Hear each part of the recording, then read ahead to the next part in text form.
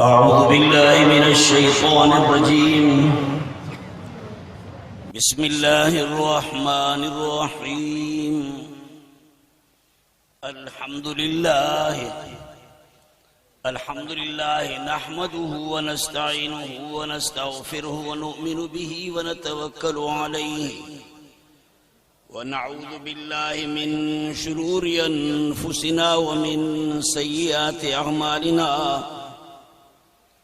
من يهده الله فلا مضل له ومن يضلله فلا هادي له.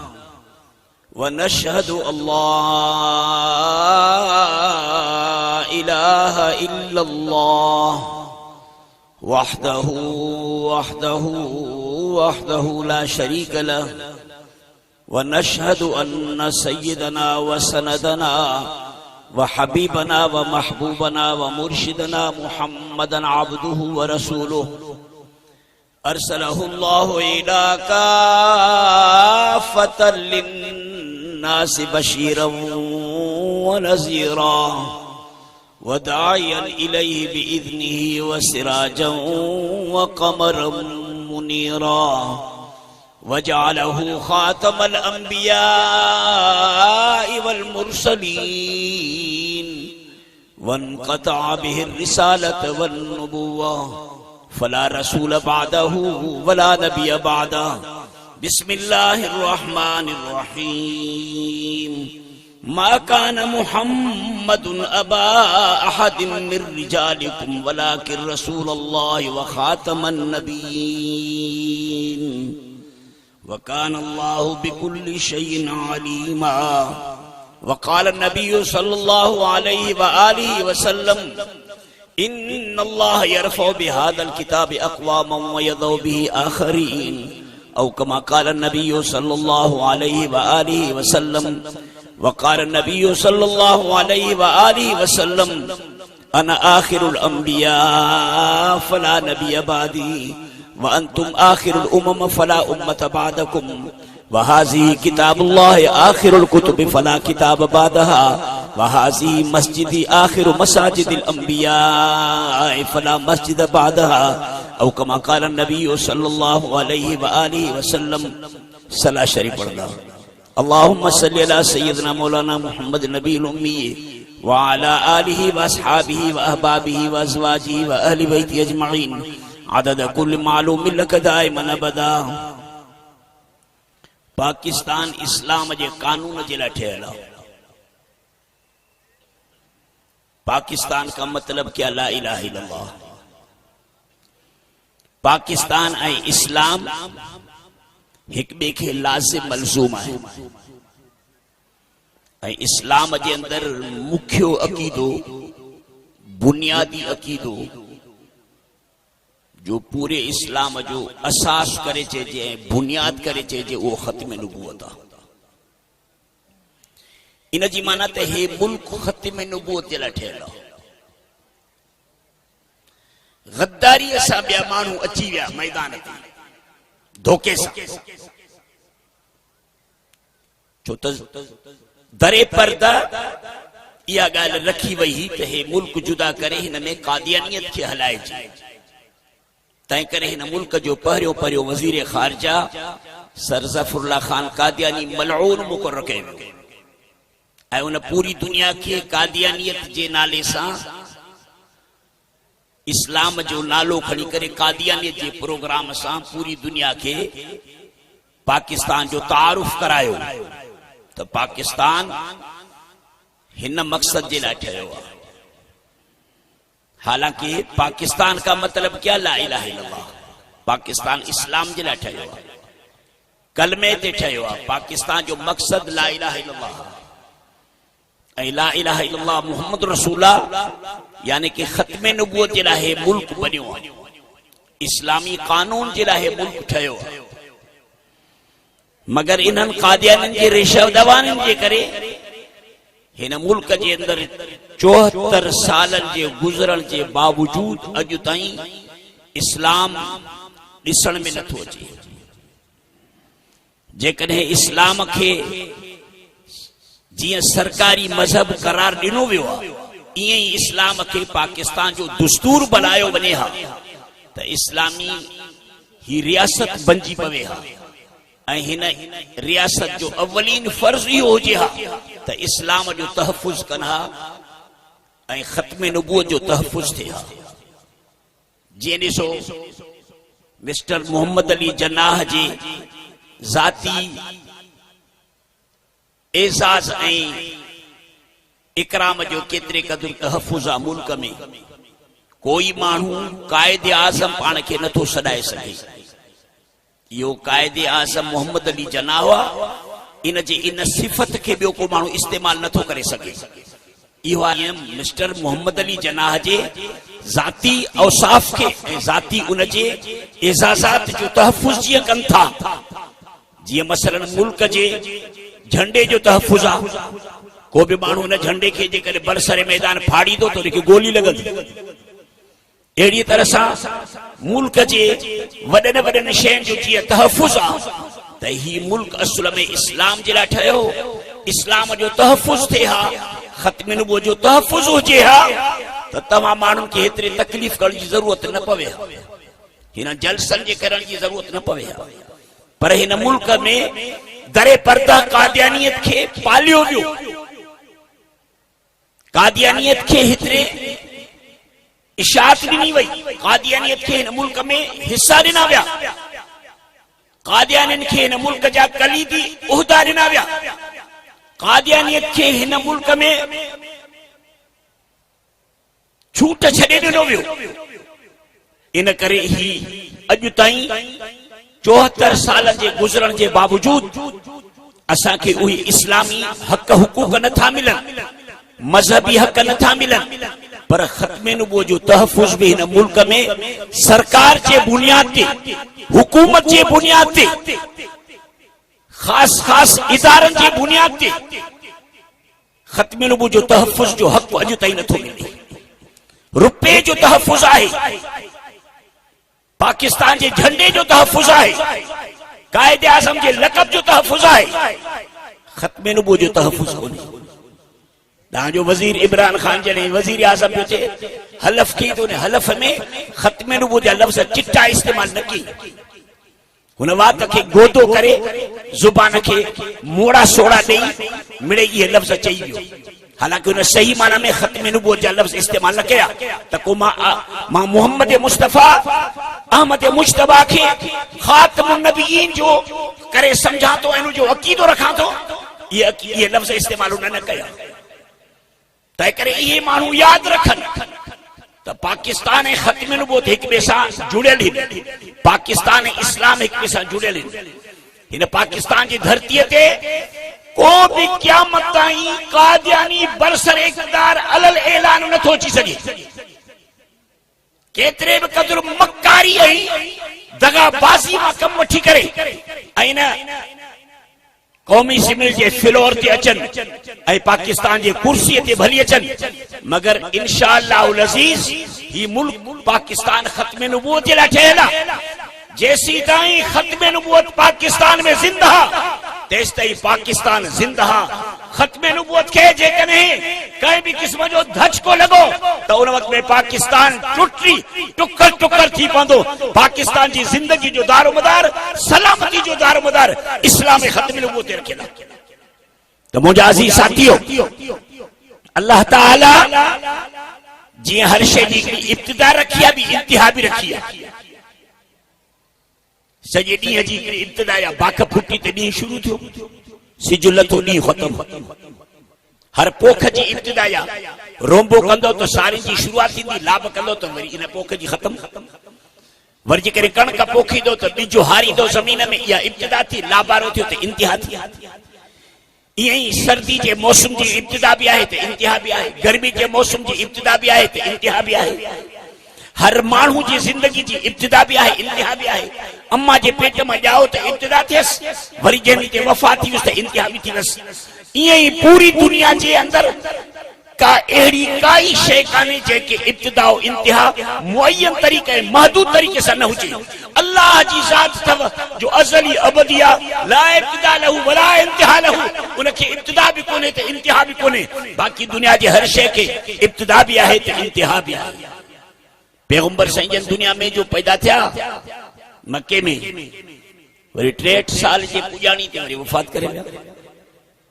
सवाइ ईसा अलैहिस्सलाम जे बाक़ी ॿिया सभु जो सभु अंबिया जेके धरती ते आया ॼमिया वरी वफ़ात करे विया। त ईअं ई अल्लाह ताला जेको नुबुवत जो वण लॻायो, उन नुबुवत जे शुजरे खे अल्लाह ताला आदम अलैहिस्सलाम खां हलायो। इहा नुबुवत हली ताजो नबी मोहम्मद सल्लल्लाहु अलैहि वसल्लम ते इन नुबुवत खे ख़त्म कयो। अल्लाह ताला इन जे लाइ जीअं इब्तिदा फरमाई आदम खां, तीअं वरी इंतिहा इन जे लाइ फरमाई हज़रत मोहम्मद मुस्तफ़ा सल्लल्लाहु अलैहि वसल्लम ते, जो फरमाई त मा कान मोहम्मदुन अबा अहदिन मिन रिजालिकुम वलाकिन रसूल अल्लाह। रसूल उनखे चइबो आहे जेकी नई शरीयत मिले। 1.25 लख अंबिया में 313 उहे रसूल अथव जिन खे नयूं नयूं शरीयतूं मिलियूं। अल्लाह ताला तो फरमाए त मोहम्मद अल्लाह जो रसूल आहे। ठीकु आहे, सही मता अॻिते माण्हू वरी रसूल जी दावा न कनि, नबी हुजण जी दावा कनि त पोइ ऐं नबी वरी उनखे चइबो आहे जेके रसूल जे शरीयतनि खे हलाइनि। मूसा अलैहिस्सलाम जे शरीयत खे बनी इसराइल जे अंदर 4000 नबी आया जन तौरात जे शरीयत खे पे हलायो ईसा अलैहिस्सलाम ताईं। ईसा अलैहिस्सलाम खे वरी अल्लाह ताला बनी इसराइल नबियन जो आखिरी नबी करे पैदा कयो ऐं उन जे मथां तौरात खे नाज़िल फरमाया, इंजील खे नाज़िल फरमाई। त नबी ईंदा आहिनि रसूलनि जे शरीयतुनि खे हलाइण जे लाइ। रसूल ईंदा आहिनि नई शरीयत खणी ईंदा आहिनि। अल्लाह ताला फरमाए त मोहम्मद अल्लाह जो रसूल अथव। सही मता के माण्हू वरी नबी हुजण जी दावा कनि, चवनि त मां रसूल न आहियां पर मां नबी आहियां। फरमाई त ख़ातम नबीन, जन खे असां नई शरीयत न ॾिनीसीं उहे नबी आहिनि जन रसूलनि जे शरीयतुनि खे दुनिया में हलायो। मां मोहम्मद करीम खे रसूलनि जी बि पुॼाणी करे मोकिलियो आहे, नबीअ जी पुॼाणी बि करे मोकिलियो। हाणे माना अॻिते जे लाइ को रसूल बि अचणो न आहे, को नबी बि अचणो न आहे। ऐं रसूल ऐं नबी जेके आया न, रिसालत ऐं नुबुवत समझो इहा हिकिड़ी वहबी शइ आहे। वहबी दुनिया जी हर शइ तव्हांजी महिनत सां हासिल थी सघे थी।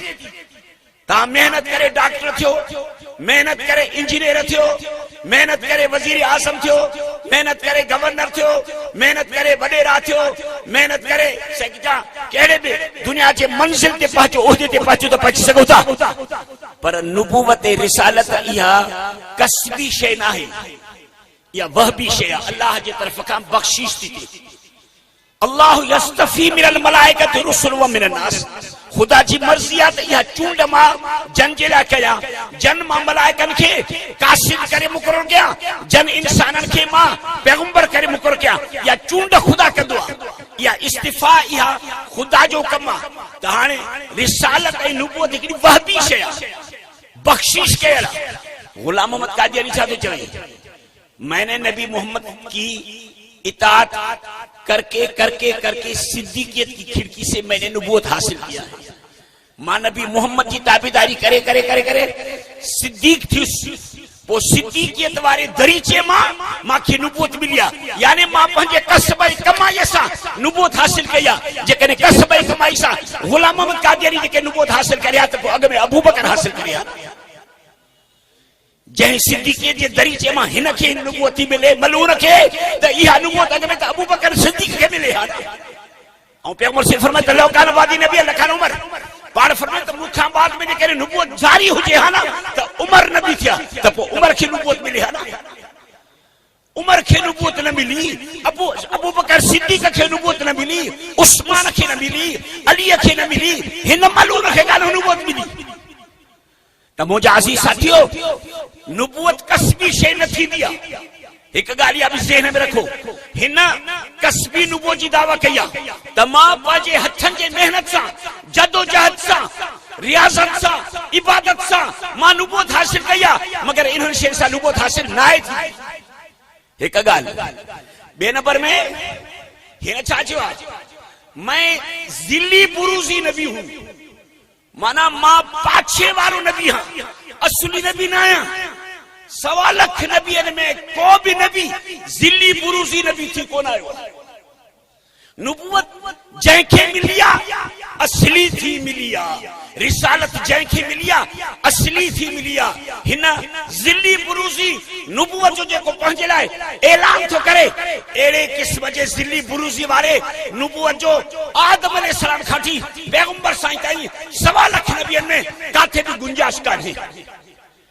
अल्लाह ताला बातिल जी ज़ुबान तां अहिड़ा लफ़्ज़ चवराईंदो आहे जेके मोचड़े वांगुरु संदसि सबूत में लॻनि। ऐं उन खां सवाइ रसूलुल्लाह सल्लल्लाहु अलैहि वसल्लम जन जे ज़माने में जन माण्हू नुबुवत जी दावा कई, असवद अनसी यमन जो उन नुबुवत जी दावा कई। पैगंबर साईं जन जी ज़िंदगी मुबारक आखिरी मरहले ते पहुची चुकी ही। पाण करीमन उन जे मारण जे लाइ हुकुम फरमायो, फेरोज दैलवी के मोकिलियो त शाबाश इन असवद अंसी के कत्ल कर। वो तमाम वले में वडो जादूगर हुंदो हो, काहिन एडो जादू कंदो हो जो मुश्किल सां माण्हू उन जे जादू के ॾिसी करे ऐं पोइ उन ते कलमो न पढ़नि। वो कलमो पढ़ाईंदो हो, ला इलाहा इल्लल्लाह असवद अनसी रसूलुल्लाह, ये कलमो पढ़ाईंदो। उनखे गॾ हुयो सवारी जे लाइ, उनखे ज़िलहिमार भी चइबो हो। असवद अनसी के ज़िलहिमार, रंग जो कारो, गॾ जी सवारी कंदो हो। गॾ खे जॾहिं हीअं इशारो कंदो हो न, सभु माण्हू ॾिसंदा, हे गॾ खे इशारो कंदो त गॾ सजदो कंदो। गॾ जो इन जो सजदो कंदो त माण्हू हैरान थी वेंदा त मां गॾ त लही गॾ खे जो इशारो थो करे त गॾ हिन खे सजदो थो करे। असवद अनसी इन जे कत्ल कराइण जे लाइ पैगंबर साईं जन पाण हुकुम फरमायो, फेरोज दैलवी उनखे कत्ल कयो। अञा उतां कासिद पहुचे हा मदीने में 2 ॾींहं 3 ॾींहं लॻना, छो त महीने जो पंधु हुयो। जेतिरो भी घोड़े के तेज हलाइजे हा न त बि माण्हू कासिद न पहुचे हा, पैगंबर खे ख़बर न ॾेई सघे हा, ख़ुशख़बरी न ॾेई सघे हा त ख़त्मे नुबुवत जो दुश्मन मरी वियो, उनखे कत्ल कयो वियो, जहन्नम रसीद थी वियो, या ख़बर न पहुची सघे हा। जिब्राइल के अल्लाह ताला मोकिलियो पैगंबर से ख़ुशख़बरी ॾियण जे लाइ, मोहम्मद ख़ुश थी तुंहिंजे ख़त्मे नुबुवत जे दुश्मन खे फेरोज ज़ालिम में जहन्नम रसीद करे छॾियो। पैगंबर सही ने फरमायो, फाज़ फेरोज, फाज़ फेरोज, फेरोज कामयाब थी वियो, फेरोज कामयाब थी वियो। उन खां बाद में मुसलमान कज़ाब कंधु खयो, जो तो पैगंबर सही जी हदीस पाण फरमायो, सयाती मिन बादी सलासून, मुखा पो 30 वड्डा कज़ाब दज्जाल नुबुवत जी दावा कंदा। हूं त दावा करण वारा नुबुवत जे नंढा नंढा माण्हू जिन दावा कया न, उहे त सवन खां मथे आहिनि, पर पैगंबर साईं जन उन्हनि समूरनि में वॾा जेके कज़ाब दज्जाल जेके मुल्क में इनकलाब आणींदा। हाणे ॾिसो गुलाम मोहम्मद कादियानी, इहो वॾे में वॾो कज़ाब दज्जाल आहे। 1840 में इहो मलऊन पैदा थियो कादियान में, गुरदासपुर जिले जे कादियान इलाके में 1840 में पैदा थियो। 1908 में जहन्नम में पहुतो। लाहौर जे काकूस में हैज़े जे बीमारी में, उल्टी ऐं दस्तर जे बीमारी में, जेके दस्तर पंहिंजे पेट मां निकतसि, उन्हनि दस्तर में उन जो बूथ अंदर गेंडी में वियो ऐं उते काकूस में मुंहुं। 1908 में मुंहुं। हाणे इन माण्हूअ केॾो वॾो इनकलाब आंदो आहे। ॾिसो कीअं दिमाग़ माण्हुनि जा ख़राब आहिनि, पैसे ते ख़रीद कंदा आहिनि, रनू ॾेई करे माण्हुनि खे कादियानी बनाईंदा आहिनि। हे थर जो इलाइक़ो आहे न, थर जे इलाइक़े में गुरबत आहे, मिसकीनी आहे, उते हज़ारे माण्हू कादियानी थिया अथव। उन्हनि खे नौकरियूं ॾिनियूं थियूं वञनि, उन्हनि खे छोकिरियूं ॾिनियूं थियूं वञनि, उन्हनि जे लाइ इस्पताल ठहनि था, उन्हनि जे लाइ स्कूल ठाहिया विया आहिनि। उन्हनि इस्पतालनि स्कूलनि में गुलाम मोहम्मद कादियानी मलऊन जा फोटू लॻा पिया अथव। इन्हनि माण्हुनि खे महीने जा राशन ॾिना वञनि था, मगर बेगैरत सिंध जी हुकूमत जेका शिया हुकूमत आहे, ईरानी हुकूमत आहे, जेसी ताईं हीअ शिया हुकूमत हूंदी न, हे करारदाद तव्हां था पेश कयो। भंग बंद कर चर्च बंद होने जी खोराक ही है शिया हुकूमत जी खोराक ही है शिया हुकूमत सिंध में हूंदी भंग चर्च आफीम शराब जाम पे हलंदा आम पे हलंदा तव्हां इन्हनि खे बंद नथा करे सघो जैसी ताईं जो तव्हां जा मुसलमान होश न कंदा तव्हां जा वडेरा तव्हां जा नवाब तव्हां जा सरदार मगसिन जा सरदार चांडियल जा सरदार जेस ताईं होश न कंदा ऐं इन काफर कादियान जहिड़े काफर पार्टी मां ॿाहिरि न निकिरंदा ऐं जेसी ताईं इहो गंद हिन सिंध में हूंदो इहो पूरो मुल्क शियो थी वेंदव हिन वक़्त में तव्हांजा सभु सरबराह शिया आहिनि ऐं सभु जो सभु था शराब ईअं पीअनि जो जीअं पाणी पीबो आहे त गुलाम अहमद कादियानी मलऊन हीअ पार्टी ठाही जिहाद खे ख़त्म करण जे लाइ जो अंग्रेज़नि चयो त असां हिन उम्मत मुस्लिमा ते तेसी ताईं काबिज़ न थींदासीं जेसि ताईं जिहाद जे जज़्बे खे मुसलमाननि जे सीननि मां ख़त्म न कयो वेंदो रिपोर्ट मिली अंग्रेज़नि माण्हू छॾिया त हे छा मसइलो आहे उलमा जॾहिं इस्लाम जो नारो था हणनि लखे इंसान हुन जे कढे हारी नारी मज़दूर पेरे उघाड़ा मथे उघाड़ा उलमा जे कढ मैदान ते हलिया था अचनि छा मसइलो आहे उन्हनि खे रिपोर्ट मिली त मुसलमान केॾो बि गुनहगार आहे मगर दीन इस्लाम जो शैदाई आहे ऐं इहो नारे सां इहो मुसलमान पेरे उघाड़ो मथे उघाड़ो दीन इस्लाम जे मथां ख़त्म नबूवत जे मथां कुर्बानी ॾियण जे लाइ ॿाहिरि मैदान ते हलियो तव्हां ख़बर न आहे 1953 में लाहौर में 10,000 मुसलमान ख़त्म नबूवत जे इज़्ज़त ते शहीद थिया उन वक़्त में तव्हांजे पाकिस्तान जो गवर्नर हो गवर्नर जनरल गुलाम अहमद उन गुलाम अहमद उते कादियानियत जो पासो वरतो मुसलमाननि खे शहीद करायई 10,000 मुसलमान शहीद थी विया लाहौर जूं घिटियूं ऐं रोड ऐं रस्ता शुहदा जे रंगनि सां रतन सां रंगजी पिया ऐं पोइ तव्हांखे ख़बर आहे इन गुलाम अहमद सां गॾु कहिड़ो हशर थियो यो जनरल हुयो तव्हांजे पाकिस्तान पूरे जो गवर्नर हो जनरल गवर्नर जने मरे पियो न यो 5 वक्त नमाज पढ़दो जने मरे पियो तो वसीयत पियो करे मैं मरता हूं मुझे सऊदी में जाकर के दफन करना मेरी लाश को सऊदी में दफन करना मक्का में या मदीने में हे जो मुओ त पोइ हुकूमत शुरू थी ओॾे सऊदी सां कॉन्टेक्ट में त बाबा हे वसीयत कई असांजे जनरल गवर्नर उन वक़्त में पूरे पाकिस्तान जो हिकिड़ो गवर्नर हूंदो हो वसीयत कई अथसि त मूंखे सऊदी में दफन कजो महिरबानी करे हिन हिकिड़े माण्हू जे लाइ जाइ ॾियो इजाज़त ॾियो इन में कागज़ी कार्रवाई में के 10-15 ॾींहं लॻी विया हिन जो लाश रखियो पियो आहे यार ख़्याल में वञी करे कराची में चयो त ॿाहिरि रखंदासीं त धप कंदो तंहिं करे अमानत जे तरीक़े सां रखायूं गोरा अस्पताल गोरा ईशान जो अस्पताल गोरा अस्पताल कराची में लाहौर मां खणी कराची में चयो त ॿाहिरि कीअं रखोसि गोरा अस्पताल में अमानत जे तरीक़े सां कबर खणी उन में रखियोसि जॾहिं कार्रवाई पूरी थींदी पोइ 5 महीने ते थी 6 महीने ते थी साल ते थी हितां कबर खोटे करे लाश खणी वञी करे उते दफन कंदासीं आख़िर में कागज़ी कार्रवाई पूरी थी हिन जे लाइ उते इजाज़त मिली त खणी अचोसि हाणे जो कबर जो खोटियोसि त चौधारी पुलिस फौजी माण्हू हाणे जे कबर खे खोटियूं त जबरदस्त हिकिड़ो अजदहा नांग जंहिं उन जे पूरे लाश खे चौधारी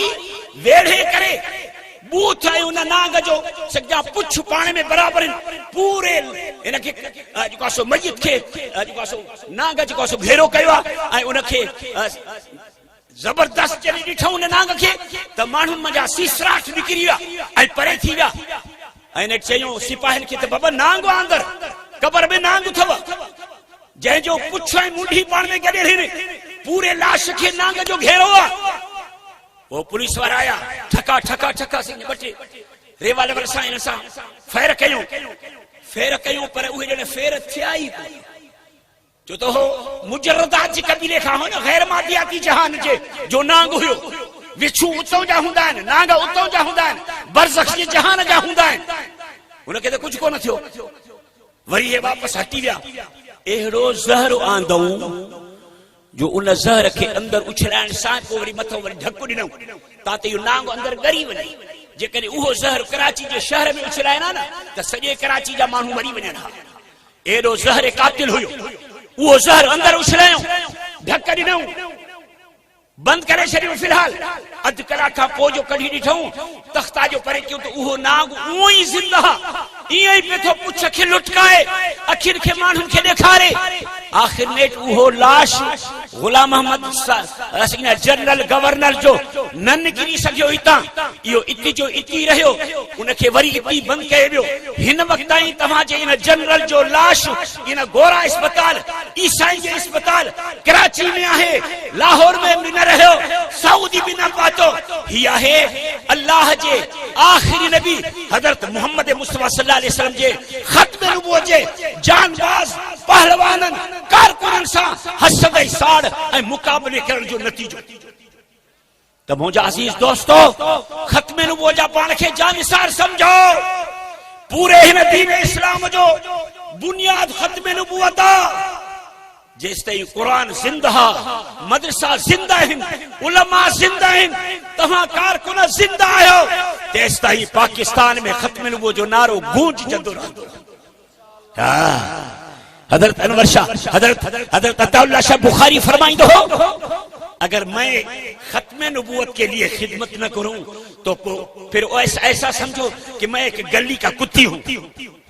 मां जेकॾहिं ख़त्म नबूवत जी खिदमत न कयां त पोइ ईअं सम्झो त कहीं घीटीअ जो मां या कुत्तो आहियां, जो मुंहुं में मुंहिंजी पोका हैसियत आहे कान। मुंहिंजी हैसियत, मुंहिंजी इज़त, मुंहिंजो इस्लाम, मुंहिंजे इस्लाम जो दारो मदार ख़त्म नबूवत थी आहे। त मुंहिंजा असीं साथियो, हे ख़त्म नबूवत आहे। असां हिन ख़त्म नबूवत जा पासबान आहियूं। गुलाम अहमद कादियानी जेको ज़हर जो बिज हिते छटरे वियो आहे, इन कादियानियत खे तव्हां पाकिस्तान जा दुश्मन सम्झो। कादियानियत पाकिस्तान जे वहदत ऐं सलामती जो दुश्मन अथव, ऐं इहा कादियानियत मुस्लमान, तव्हां मुस्लमाननि जो बि दुश्मन। ॿाहिरि वञी करे पिटींदा आहिनि, छा चवंदा आहिनि, असां सां वॾो ज़ुल्म आहे, असां सां वॾो ज़ुल्म आहे, असांखे हीअं कयो थो वञे, असांखे हीअं कयो थो वञे। तव्हांखे ख़बर आहे हक़ीक़त में हिन गुलाम अहमद कादियानी जेका बकवास कई आहे, सब जो सब नबी मज़लूम आहिनि। इन जे बकवास जे करे ही उम्मत मरहूमा बि मज़लूम आहे। जो चयोथसि त हिन जेके माण्हू मुंहिंजे मथां कलमो नथा पढ़नि, उहे जेके मर्द आहिनि इहे सूअर आहिनि, ऐं इन्हनि जूं जेके मायूं आहिनि घरवारियूं मुस्लमाननि जूं, इहे कुतियूं आहिनि। असांजे नियाणियुनि खे कुतियूं थो चवे, असांजे मर्दनि खे सूअर थो चवे। इहो सूअर पाण न आहे जो असांखे तो सूअर चवे। समूरनि नबियनि खे गारियूं ॾिनियूं अथसि, ख़ुदि ख़ुदा खे गारियूं ॾिनियूं अथसि। मैं ख़ुदा का लौड़ा हूं। गुलाम अहमद कादियानी पंहिंजी किताबनि में थो लिखे, मैं ख़ुदा का लौड़ा हूं, मैं ईसा हूं, मैं मूसा हूं, मैं मरियम हूं, मैं नूह हूं, मैं इब्राहिम हूं। कुत्ता बाज़ारी हिकिड़ो माण्हू हो, लाहौर जे शहर मां उनखे शराब वठी पियारियो वेंदो हो। जेके इहे बाज़ारी क़िस्म जा बेकार माण्हू हूंदा आहिनि, रंडियुनि खां पाण खे मुठड़ियूं कराईंदो हो, ज़ोर ॾियारींदो हो। यानी कहीं शरीफ इंसान जेतिरी शराफ़त हिन माण्हू में कान हुई। मुंहिंजा अज़ीज़ साथियो, ख़त्म नबूवत जा मिंबर बणिजी वञो। जमियत उलमा इस्लाम जा जेके बि मिंबर आहिनि उहे ख़त्म नबूवत जा मिंबर आहिनि। जमियत में अचो, जमियत में अचो, जमियत में अचो। जमियत जे प्लेटफॉर्म ते ख़त्म नबूवत जा फ़ैसिला तय कया विया आहिनि। पाकिस्तान जे 1974 वारे आइन में हिननि खे गैर मुस्लिम अक़लियत करार ॾिनो वियो त तव्हां काफ़िर आहियो। हे ही नालायक ख़ुदा जे फ़ैसिले खे क़बूल करण जे लाइ तयार न आहिनि। पैगंबरनि जे फ़ैसिले खे, नबी मोहम्मद जे फ़ैसिले खे क़बूल करण जे लाइ तयार न आहिनि। जमहूर उम्मत मुस्लिमा हिन वक़्त में 40 हुकूमतूं मुस्लमाननि जूं कादियानियुनि खे काफ़िर था सम्झनि। ऐं पंहिंजे पंहिंजे फिलौर ते उन्हनि कादियानी खे गैर मुस्लिम अकलियत काफर करार ॾिनो आहे, सऊदी समेत पाकिस्तान समेत। पाकिस्तान 1974 में हिननि खे गैर मुस्लिम अकलियत करार ॾिनो। पाकिस्तान जे इन फैसले खे अञा ताईं क़बूल नथा कनि। पाकिस्तान जे आइन जा हे गद्दार आहिनि, पाकिस्तान जे मुल्क जा हे गद्दार आहिनि, पाकिस्तान जे करारदाद जा हे गद्दार आहिनि, तव्हां मुस्लमाननि जा हे गद्दार आहिनि। तो मुझा साथियों 1974 में यो फैसलो थियो, 1984 में ही फैसलो थियो। ऑर्डिनेंस उन ऑर्डिनेंस में 1984 में फैसलो कयो वियो त कहीं भी कादियानी खे मुसलमानन जे शार इस्लाम यानी कि इस्लाम जो जेके भी निशानियूं आहिनि, लक़ब अलकाब आहिनि, ये कादियान के इस्तेमाल करने जो कोई हक ना है। यो फैसले में पाकिस्तान के आइन में 1984 में यो फैसलो के पाकिस्तान के आइन में यह दाखिला तपो जेके यहूदी उहे असांजा नाला नथा रखनि, ईसाई असांजा नाला नथा रखनि, हिंदू असांजा नाला नथा रखनि, हिननि खे मुसलमाननि जे नाले रखण जो कोई हक न आहे। हिननि खे इस्लाम वारे कलमे पढ़ण जो कोई हक न आहे। हिननि खे इस्लाम जे बांग ॾियण जो कोई हक न आहे। हिननि खे पंहिंजे इबादत खाने खे मस्जिद चवण जो कोई हक न आहे। मगर कमज़ोर हुकूमतूं अचनि थियूं ऐं ख़ासि ख़ासि इदारा आहिनि जेके इन्हनि जे पुठियुनि खे पिया था ठपिनि। असांखे ख़बर आहे त उहे केरु आहिनि हिननि जे पुठियुनि जे ठपण वारा। उहे अची करे हिननि खे ईअं शुतुर बेमहार करे छॾे ॾिनो अथनि। आज़ादी सां पिया था पाकिस्तान में ज़िंदगी गुज़ारिन। हक़ीक़त में हे मुर्तद ऐं मुर्तद वाजिबुल क़त्ल हूंदो। गैर मुस्लिम उहो असांजो ज़िम्मी आहे, असांजे हिफ़ाज़त में आहे। हर हिंदू ज़िम्मी आहे, हर यहूदी ज़िम्मी आहे, हर ईसाई ज़िम्मी आहे, हर भील बागड़ी ज़िम्मी आहिनि। इन्हनि जे रत जो तहफ़ुज़, इन जे माल जो तहफ़ुज़ तव्हां मुसलमान ते फ़र्ज़ आहे। मगर कादियानी वाजिबुल क़त्ल आहे, मुर्तद आहे। मन बदल दीनहु फ़क़्तुलू, इहे वाजिबुल क़त्ल आहिनि, मुर्तद आहिनि। मगर इन्हनि खे इन मुर्तदी खां बि घटि फतवा ॾिनी वई त तव्हां गैर मुस्लिम आहियो, काफ़िर आहियो, पाण खे संभालियो। वॾी मुक़ाबिले में लॻा पिया आहिनि। तव्हांजा जेके बि वॾा वॾा जेके गुरु नानक आहिनि न, उहे सभु तव्हांजा वॾा वॾा गुरु नानक कादियानी अथव। मुंहिंजा साथी आओ, यादि रखो, जैसी ताईं तव्हां में इत्तिहाद आहे, जैसी ताईं तव्हां जमीयत उलमा इस्लाम जे प्लेटफॉर्म ते मुतहिद थी रहंदो, दुनिया जी काई ताक़त न आहे, कहीं भी ताकत की काई कुवत ना है जो पाकिस्तान में खत्म नबूवत के तब्दील कर, खत्म नबूवत जे पास थियल ऐसे की जमा ऑर्डिनेशन के खत्म कर या इस्लाम जे नाले के था खत्म कर। पाकिस्तान इस्लाम, पाकिस्तान खत्म नबूवत हिक में सां जोड़ी वाल भायर अथव। इंशाअल्लाह अज़ीज क़यामत तक हिक हिक कारकुन खत्म नबूवत जे मथा सिर ॾियण जे लाइ, आख़िरी रत जे कतरे ॾियण जे लाइ हर हिक माण्हू तयार आहे। पर इन कुर्बानी जे लाइ तोखे मैदान सिर्फ़ जमीयत उलमा इस्लाम जो मिलंदो। ॿिया सभु सिक्युलर जा क़ाइल थई। 74 साल खां वठी अंग्रेज़नि जो कानून, अंग्रेज़नि जी तालीम, अंग्रेज़नि जी तहज़ीब आहे। तुझे सिविल कोर्ट खां वठी शीशन कोर्ट ताईं बर्तानिया जो कानून थो पियो हले। अॼु ताईं सिक्युलर कानून थो हले, हिन इस्लाम जो कानून नथो हले। हिन इस्लाम जे कानून जा मुहाफ़िज़ असां इंशाअल्लाह अज़ीज़। कहीं भी जा भी रखे जालिम के या ताकत ना है जो कुत्ते वांगुर भौंकी भौंकी इस्लाम के पाकिस्तान में खत्म करे या खत्म नबूवत के खत्म करे। या ताकत कहीं के बिना है बशर्ते ता सब जो सब मौलाना फजल रहमान जे क़ियादत में जमीयत उलमा इस्लाम के प्लेटफॉर्म ते जमीयत जे झंडे जे हेठां ता मुत्तहिद थियो इंशाअल्लाह। बातिल के काई ताकत ना है, जुर्रत ना है जो हिन खे हिन मुल्क मां ॿाहिरि कढे, खत्म नबूवत खे हिन मुल्क मां ॿाहिरि कढे। आख़िर दावाना अल्हम्दुलिल्लाहि रब्बिल आलमीन।